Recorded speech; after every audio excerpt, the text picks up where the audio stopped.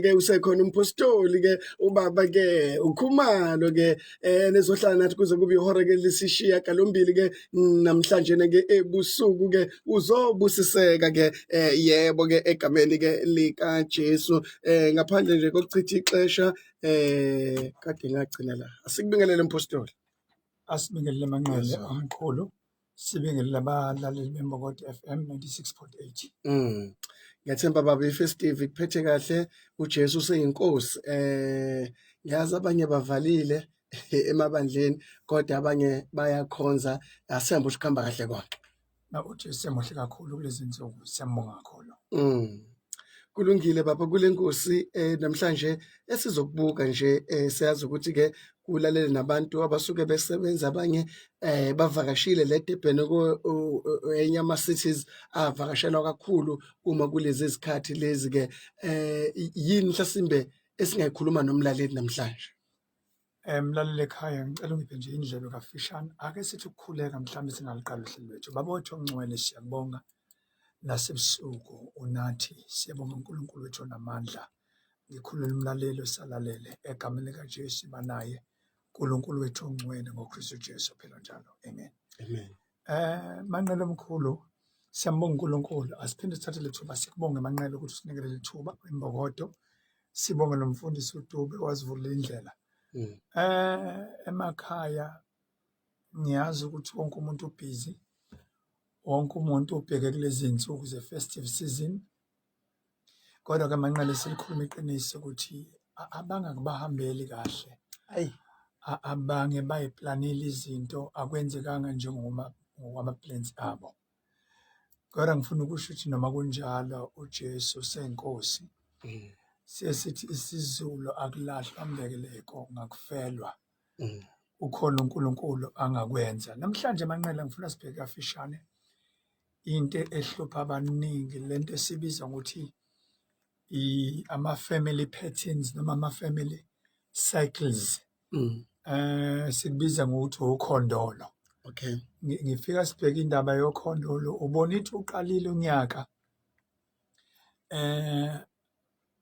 abantu babe nama-plans Manqele ama-resolutions yonke babiza ukuthi ama-resolutions abanye angani ukwanake Manqele ukuthi khona umuntu ongaplana kahle uqala uJanuary ufika uDisemba ama-plans akhe la sekufanele kufike kuvutha ondaba uthothi yonke into yakhe iyahliphizeka mothi uyanothisa kube unyaka lento imenza njalo omunye uyakwazi ukuplana ngokuthi invest imali noma abeke imali mesethi ngoDisemba ngizokwenza u1 no2 no3 kuthi before December mhlambe October November kuvele qhamuke nje isimo esithile sothatha leyo mali lento athi menotice omunye anganaki ukuthi lento isiphenduke yaba i-vicious cycle noma isiphenduke yaba ukhondolo emenza njalo omunye ngokunganaki kwakhe agcine sekivapha engasenzi lutho namhlanje sizodila kakhulu nama-family cycles lento othola ukuthi yenzeka njalo emndenini unyaka nonyaka noma kweminye imindeni uthola ukuthi kweqa unyaka kuba iminyaka emibili mesiyenzeka ezinye izinto esikwazi ukunothisa ngazo indaba yama-family cycles noma yokhondolo abangubona ngokugula kuba nokugula okuyiphethini emndenini uzonothisa ukuthi uma kadokotela uma umuntu ephethwe ushukela bambuza ukuthi ukhona emndenini osokwaphathwa ushukela uma ngabanga ushukela kuba ikhensa bambuza ukuthi ukhona emndenini owaphathwa ikhensa leyo nto Manqele noma ungayibiza ngesingisi esikhulu kodwa igama layo ukhondolo etholakala ukuthi yambamba umkhulu yambamba ugogo wafa ngesifo senhliziyo noma wafa ngesifo sekhensa nobaba noma umama la ekhaya wafa kanjalo uthothi namadodana akhona afa kanjalo leyo nto ibizwa ngokuthi ukhondolo enye into esiwazi ukubona ngayo ukhondolo uthola ukuthi emndenini abantu abathile emndenini walapho abafiki kwi-age ethile noma eminyakeni ethile khona abantu abangafiki iminyaka ewu-50 emndenini othile uthothi komunye umndeni bayafika kuze kuba ngazi ukuthi yinto efanele yenzeke kanti ayizange idalwe uNkulunkulu ake ngibeke kanjena Manqele umuntu Manqele akadalelwanga ukuhlupheka kodwa ngazalelwa ekuhluphekeni. Umuntu akadalelwanga ukugula kodwa ngazalelwa ekuguleni. Umuntu akadalelwanga ukuthi angaphumeleli kodwa angazalelwa ku-environment yongaphumeleli. Ama-cycles, ama-patterns onke lo ukhondolo. Olunye ukhondolo esingabona ngalo ukuthi lo mndeni kunokhondolo oluthile. Angani noma ukwabona ukuthi khona imindeni manqele othola ukuthi kuba nalesifo sokudivorsa. Uthola ukuthi kuyiphethini khona ukudivorsa. Umkhulu wakhona uthola ukuthi wahlukana nogogo. Uthi uyalandela uthola ukuthi nobaba noma lento siyabenza kunokucabana njalo emndenini, and lento ingatilindela mebenganakile ingalidela ekuthenini baze nabo bagcine bedivorcile kuze kuye nasenganeni. Lonto enjalo ibizwa ngokuthi ukhondolo noma i-family cycle. Abanye ibonakale ngokuthi ngike nganothisa ngesikhathi sidile kakhulu ngalento yama miscarriage. Kunabantu othi mesefika ku3 months isisu vele njani aphuphungelwe isisu. Yes, mawuthi uyayibheka lento uthola ukuthi no ayiqali kulo mama nalo baba noma kule family ekhona, yinto yomndeni. Mawuthi uyahlehla emuva uzothola ukuthi yena lo mntwana noma nalo mama ophilayo before yena abekhona kwaba nama miscarriages mhlawumbe awu3 before abekhona. Leyo nto ibizwa ngokuthi ukhondolo lozalo. Ngaba lezinto eziningi manqele eminye imindeni uthola ukuthi kunokuphuza utshwala lento ecakile emndenini wakhona. Kodwa ke ngifuna sibheke ngokwezwi lenkosi. Into engifuna sibheke kakhulu manqele ile ndaba ukuthi noma kunjalo uma ungenzi lutho leyo nto yoqhubeka ngeke inqamuke. Kunezinto empilweni yomuntu ezimayo until yena sukuma athatha istand athi sengiyabhekana nalento. Lento yama family cycles noma yokhondolo abange bake bathi baphungukile mase besensindisweni. Athi ngoba sengiyakholwa ngiphungukile kulento ngeke isangibamba. Ngifuna ukuthi ekhaya singakhohlisani bazalwane. Ngisengihlangana nabantu manqele athi sengisindisiwe, sengiyakholwa uJesu wenze konke empilweni yami, sengisindisiwe empilweni yami, uJesu wenze konke. Kodwa umbuzo wami uthi pho why ufaka ama-CV wena ungawutholi umsebenzi, ube ne-degree, une-degree, unama qualifications, njalo mawufaka wena i-CV kuthathwa abanye abantu wena uyeke kuwena o-qualified. Uthi wena yenziwa yini leyo nto? Kwenziwa mawukuthi ngempela kusindisiwe ugulelani, uba nani yini emndenini wakho kuba nesifo esithile esidila nomndeni wakho. Ngifuna siphendule le ndaba yabantu abathi umuntu mesindisiwe izinto enjena zimlandeli. Ngiyafuna ukusho ukuthi indaba yokhondolo ayinandaba nokuthi usindisiwe. Ungasindiswa manqele izinto uma wena ungadili nazo zikulandele. Kunombuzo kubuzeka ukuthi umzalwane okholwayo noma esindisiwe angalandelwa yini izinto zimoya noma amadimoni angamlandela yini. Ngifuna sibheke kafishane manqele. Uzobuka ngelinye ilanga kuMatthew 16 verse 23. Ngiya kule ndaba yomuntu olandelwa izinto, uyalibona ukhondolo lozalo, uyayibona into ebhekene naye ekhaya kodwa wenzi lutho. uJesu ngelinye ilanga uyahamba ngokwemishini yakhe. Uma ehamba ngokwemishini yakhe kuvela uPeter njengomuntu omdabukelayo. Uma emdabukela uPeter uyamkhuza ukuthi Jesu singayi lapha ngoba uzobulawa. Uma unganakile ungambona uPeter njengomuntu okhuluma amazwi amahle, ungambona uPeter njengomuntu osiza uJesu. Into engifuna ukuyiveza lana, ngifuna ukuveza ukuthi noma usindisiwe noma ukholwa, uSathane akanandaba nokuthi usindisiwe. uma ungayibheka ngokuka-Exodus, u-Exodus kwakukuphuma eGibhithe, kwakukusindiswa kwabo. Kodwa ngesikhathi bephuma eGibhithe bengakafiki ekweleni ulwandle olubovu, uFaro akabayekanga ukubalandela noma sebesindile, noma sebeyitholile isalvation beyithola kuFaro obebagqilazile, sebekhululiwe baphuma, kodwa uFaro akabalandeli, akabayekelile. Kunezinto zemindeni ususindisiwe ngoba insindisi idila nomphefumulo, othola ukuthi enyameni, empilweni, ngokwama-families aniphumeleli, uthola ukuthi idila nawe. La uJesu unemishini, kuqhamuka umuntu akhonza naye. Ngiphendula le ndaba ukuthi angakulandela yini uSathane ususindisiwe, amadimoni angakulandela yini ususindisiwe. uJesu esontweni lakhe asontisa kulona unendoda ebizwa ngokuthi uPeter. Le ndoda ekuthiwa uPeter ungathi yamdabukela mayithi Jesu ungayi lapha ukuthi mawuya khona bazokubulala. Uma uJesu engena wisdom, engena discernment spirit, uzosayida noma uzohambisana noPeter, kanti uPeter ufuna ukuvimba icebo likaNkulunkulu, ngoba la uJesu ezobulawa khona ikhona fanele ekhona ukuze mina nawe ngisindiswe. Izwa kuJesu mayidisena ukuthi uyidisena kanjani, uyadisena ukuthi lo osekhulumayo akusakhuluma umzalwane, sekukhuluma uSathane, ekhuluma ngomzalwane ukuze icebo likaNkulunkulu lingafezeki. Ngizothi mina mlaleli ekhaya, kunezinto empilweni yakho futhi aziqali manje, zineminyaka, and ngendlela ekwenzeka ngayo kulolo khondolo, kulo cycle, nibishe ndawonge, nisungeza ndawonge.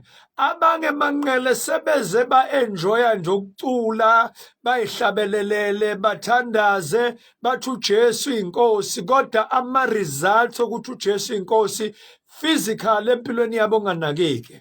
Incwadi kaGenesisi uma uyifunda, uNkulunkulu into abeyilethela umuntu emhlabeni ukuthi ubuse. Uma ufunda incwadi yabaseGalashiya, Galatians chapter 3 verse 14, lithi ukuze isibusiso sika-Abrahami sehlele kubo abezizwe ngoKristu Jesu. Umbuzo wami ukuthi, yini usindisiwe? Yini ukholwa? Yini uthandaza kangaka?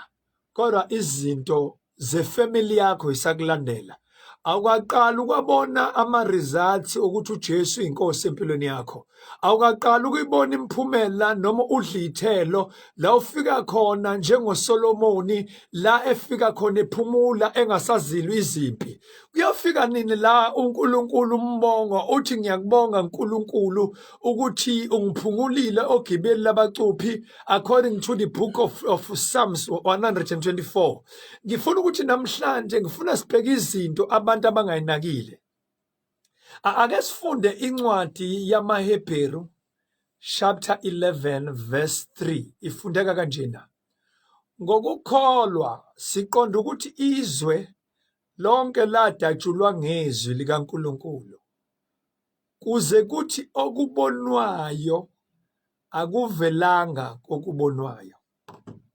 Lamlalele ekhaya ngifuna sibheke lento ukuthi njoba uphila emhlabeni ophathekayo, wena ungumuntu othintekayo, uphila in the physical world, and there is a spiritual world. There are spiritual forces. Izinto oyibonayo empilweni yakho, izinto ezenzekayo empilweni yakho yenyama, kungaba ukugula okwehla minyaka yonke, ngaba ungaphumeleli okwehla minyaka yonke, ngabe izimo ezidla imali yakho okwehla minyaka yonke. Awukwazi ukuthi uyizibe indaba yokuthi njalo mathi ubeka imali, mase kufanele uyisebenzisele into obuyibekele yona, kuvele kuzoqhamuka into ethile ezokwenza ukuthi leyo mali kulento athi uyibekele ugcina ungasayisebenzisi ngokwesidingo sayo, ugcina wena ungayinakanga leyo nto. Ngifuna ukuthi mina empilweni yomuntu kunama-evil forces athagethe umuntu, athagethe obabamkhulu, athagethe ogogo bethu, asethagethe wena. And ngifuna ukukutshela ukuthi uma ungenzi lutho ngesimo obhekene naso noNkulunkulu ngeke enze lutho. Ngicela ukuyiphinda lento Manqele. Uma Manqele ungenzi lutho ngesimo obhekene naso noNkulunkulu ngeke enze lutho. Kunabantu Manqele ake kakhale akhaliswe izimo akuzona, ayibuza ukuthi why uNkulunkulu athule ezimeni engibhekene nazo. Lalela, uma ufunda incwadi kaExodus Manqele chapter 14, uMoses ubhekene nolwandle nabantwana bakaIsraeli ngemuva uFaro namabutho akhe. uMoses ulibele ukukhala, ucathi ukukhala kuzoba impendulo. Ucabanga ukuthi uma engenzi lutho ngolwandle, emlaleli ngifuna ungilalele kulento engizoyisho. Lezinto obhekene nazo ezama-cycles, ezama-patterns, ezukhondolo, unless you do something, ziyokulandela uze ufe iqhubeke ilandela ingane yakho. Ngifuna ukuthi now is the time yokuthi wena usukume ubhekane nazo ngoba uNkulunkulu ngeke enze lutho wena uma ungenzi lutho. Uma uMoses ekhala, uNkulunkulu uthi Moses ukhalelani? Why uNkulunkulu ambuza ukuthi uMoses ukhalelani? Ukuthi lapha entabeni ngesikhathi ethi akaphonse phansi induku. Induku kwakwe kaMoses. Waphinde wathi akayithathe. Lithi iBhayibheli induku kwaba ekaNkulunkulu kodwa iphethe uMoses. Njengamanje thina sisindisiwe egameni likaJesu. SinoJesu empilweni yethu, sinoJesu ezandleni zethu. Ubuwazi ukuthi kunezimpi ezingakushaya zikubulale, kunamadimoni, kunezifo, that spirit ahlasela umndeni wakho okufa, emndenini wakho anifiki ku-60, lento senize nayi-embrace as if into efanele Manqele ukuthi sizofa at the age of 60. NgokaNkulunkulu uyakhumbula abantu bebephila iminyaka emingaki, uzwe abanikeza at least iminyaka ewu-70 kube ibhansela makudlula, kodwa wena emndenini wakho anifiki ku-50, anifiki ku-60, ucathi lonto kuyisikompilo noma kuyinto evumelekile. Uthi uNkulunkulu ngathi yamrebuka uMoses, Moses musukungitetemela, Moses musukubheka mina, into okwela ulwandle iphethe esandleni. Ngifuna ukuthini Manqele? Uma ungenzi lutho ngesimo obhekene naso, angiyicizelele lento, noNkulunkulu ngeke enze lutho. Ngifuna sibheke eBhayibhelini lakho, sibheke indaba yesinqibi. Ngithi mangaphosisi incwadi kaLuke 18, if I'm not mistaken,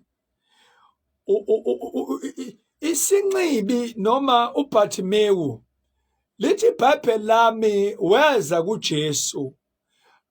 Ngesikhathi eza wayememeza, abafundi bakaJesu bayamkhuza. Na ungakhohlwa, ngesikhathi ememeza uJesu yambona. Ngesikhathi ememeza uJesu uNkulunkulu. Uyazi ukuthi inkinga yini kaBhartimewu. One of the reason ngithi uyazi ukuthi uBhartimewu inkinga yini ukuthi uphethe isitifiketi asiphethe ingubo.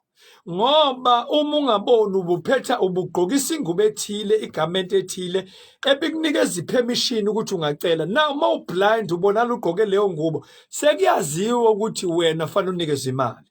Now ngeke kuJesu ngeke amenzele lutho noma embona ukuthi akaboni, embona ukuthi uyisiceli, embona ukuthi ugqoka igamenti yokucela, unless uBhartimewu amemeze. Kunezinto uNkulunkulu angeke asenzele zona kuze kufike la ucasuka khona. kuze kufika la u-activate lento ebizwa ukuthi stubborn faith, kuze kufika la khona uthi ngikhathele ukucula ama-chorus esontweni kodwa izinto ekhaya zingangihambeli kahle. Kufike la angazi uthi nomo ngeke phela mina lolu lwandle engibhekene nalo ngilibele ukushaya izandla ngithi ngiyakweshipha uNkulunkulu kodwa kube nolwandle oluphambi kwami. Le ndoda imemezile, iyamemeza uJesu azi, ngoba wayememeza Manqele. Akwenzeki lutho ongakhulumanga. Ngifuna sibheke elinye izwi likaNkulunkulu. Ngithe there are forces. Lento mlaleli enibhekene naye ekhaya, lento enenza njalo ekhaya. There is a spiritual world. Uthi Paul, Ephesians chapter 6, uthi anibambene nenyama negazi. Awukwazi ukungitshela ukuthi mina ungavele kwifamily yakho. Manqele kunama families. Uthothi kunabafana abawu3, amantombazana awu4. Uthotho abafana bazoshada bonke. Amantombazane onke le family awashada wonke, abafana bashada bonke. Mathi uyayitrace back, uthothi obaba nobaba omncane bonke bashada. Anti bakhona bazange bashada. Lento yehle yazafika kumadodakazi. And uma madodakazi ehleli engenzi lutho noma iphethe induku yensindiso engenzi lutho, kunezinto uJesu sindisiwe angeke Manqele adile nazo. Unless when you stand up for izinto obhekene nazo uthi no, I am sick and tired to face these things, I will stand up and shout, I will stand up and do something. Ikhona mlaleli into ekhaya ofanele uyenze. Ngizothi mina ungadangala uliqalile ibhizinisi and into enzeke empilweni yakho ibhizinisi lakho awuphela u3 years lingashayekanga. Uliqala njalo akwenzeki uliqale kuphela u3 years because nakwefamily yakho ukhona umuntu wabanjalo in 3 years yonke into eniqala iyashabalala. Kungaba business sector, ngaba ukwi-industry yomculo, kunomuntu Manqele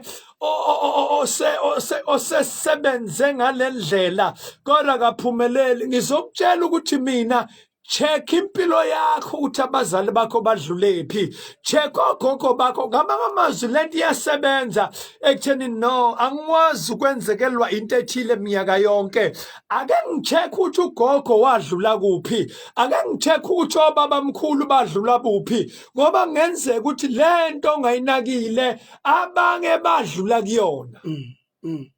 Lento singangayinaka Manqele. Uyazi ukuthi nasebholeni iyasebenza ukuthi ubaba wakho wadlala amasizini amabili kuphela, akangafika kwaba ne-injury. Yazi ngifunde enye into nasebholeni ukuthi kunama injuries enzeka kumuntu kumdlali aze agcine ephelile ebholeni angabisabonakala. Kunabadlali mina engibaziyo ababa nama injuries, uthola ukuthi ufika walimala wahlala 6 months, wathe buya wadlala ama games awu3, uthe ekuthandlala ama games awu3 waphindwa wathola enye injury. Uthola lento yenzeka njalo empilweni, agcina seyiscraper somdlali, bamwrite off bathi idolo lakhe ngeke masaqhubeka adlale ngeke asakwazi ukuphumelela noma ngeke uma sadlala nale injury usengaba inkubela. Leyo nto mawuyichecka kahle iwukhondolo ngokwefamily yakhe. Ungangayinaka ukungayinaki kwakho enye into enzeka kuma families unganaki. Kunomgcotsho kaNkulunkulu Manqele. Lo mgcotsho kaNkulunkulu ubedume ngehealing ne-deliverance ngama-miracles. But embonweni uzibona ehlaselwa imoya emibi, amadimoni edila nempilo yakhe, uyawabona alwa nayo. At the same time embonweni ubona noJesu. Ngesikhathi lamadimoni elwa naye ebona uJesu, into emangalisayo amadimoni adila naye uJesu uyabukela usonga izandla. Uyitshela ukuthi khona into efanele yenziwe uJesu. uJesu uyambukela akenzi lutho. Uma ungafunda kahle manqele eBhayibhelini lakho, uma ungafunda incwadi kaJohn chapter 1, lithi iBhayibheli labo abakholwa egameni likaJesu banikezile amandla. Ngamanye amazwi ukukhishwa kwamadimoni, ngicela ungilalele kahle kulokho engizokusho. Manqele ukukhipha amadimoni akukho kuJesu. Ukukhishwa kwamadimoni kukumuntu. Amandla okukhipha amadimoni awekho kuJesu. Amandla okukhipha amadimoni akubantu. Uthi uJesu nginikezile amandla, nginikezile i-authority okunyathela izinyoka nofezela, to cast out amadimoni nokudila nama-cycles ukhondolo lozali akukho kuJesu. Uthi-ke nomgcotshwa into yamcasula ukuthi ngesikhathi amadimoni edila naye uJesu wayisongela izandla ebukela. Usiyabuza-ke Jesu, why ubukela ulalela? Akulona ivesi le ngilikhulumayo, akusona iscript. Umbono owenzeka kumntwana kaNkulunkulu. Usiyabuza Jesu, why uthule amadimoni edila nempilo yami? Usethi uJesu, lamadimoni awadili nami, lamadimoni futhi awekho kwi-territory yami. Lamadimoni adila nawe, adila nempilo yakho futhi akwi-territory yakho. Mina ngikunikeza amandla ukuthi udile nawe. Ngizothi mlaleli wami ekhaya, uJesu ukunikezile amandla ukudile nemimoya, udile nokhondolo, udile nalezi zimo obhekene nazo. Lalela, ayikho indaba kuJesu, ayikho indaba kuNkulunkulu ukuthi uNkulunkulu akangizweli ngani. Le topic yinde manqele ngoba ngifuna ukuthandazela abantu. Kunomuntu oseze wagive up. Mina ngaze manqele abantu abayeka insindiso bahamba bayothwasa, kanti balandelwa umoya owalandela okhokho. Angazi noma ubuwazi ukuthi umuntu mefe emndenini enomoya othile obudila nempilo yakhe engaphumeleli kwiside elithile lempilo, ngabe kwezemali, mhlambe ngabe isempilweni uguliswa isifo esithile. Ubuwazi ukuthi ngokwemndeni lo moya mawuphuma ngenxathi usefile ngoba umoya ngiphinde ngithi umoya manqele awufi, mawuphuma kumuntu ungena komunye. Uthi uJesu uma umoya noma idimoni liphuma kumuntu liyahamba liyohlala endaweni ezomileyo, liyochecka ukuthi indawo yalo isashaneliwe yini. Makhuluma ngokushanelwa kwempilo yomuntu akusho ukuba clean, kukhuluma ngokuthi i-occupyile lo muntu ngezinto kaNkulunkulu. Uma ngayi-occupyanga amadimoni ayabuyela meseba worse than before.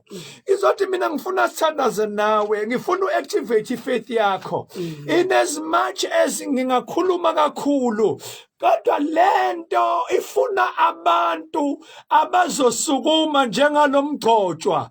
Uthi uJesu, lalela, mina lento ayidili nami, idila nawe. Lalela mntakababa, uyiworship ekhaya, lento idila nawe.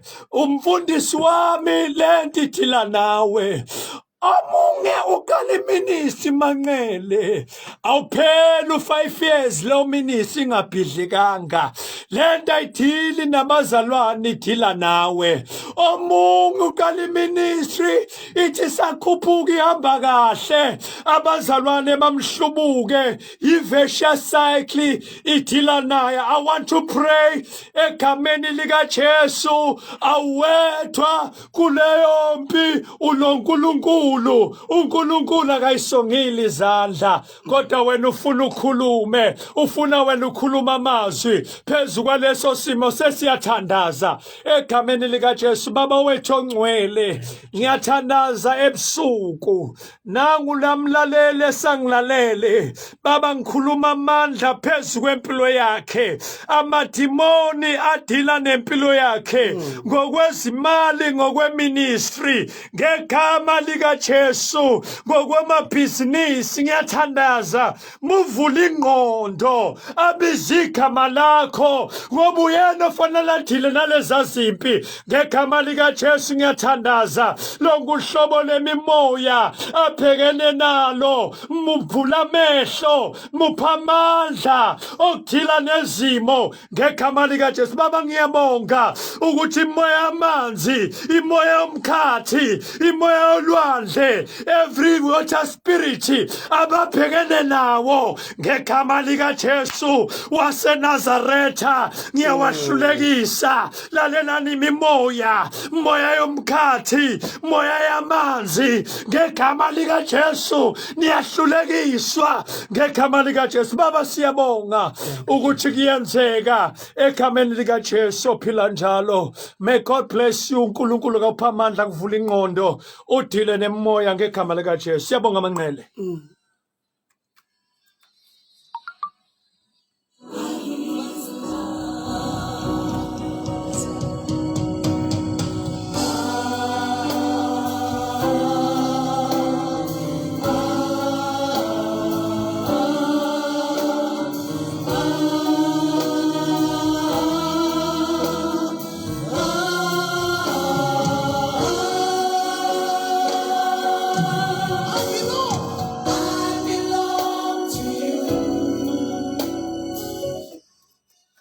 Uma-ke usuka uzwa-ke yona-ke le ngoma usukwazi ukuthi usuke khona umpostoli-ke uKhumalo ekhuluma-ke izinto-ke impela ey'julile.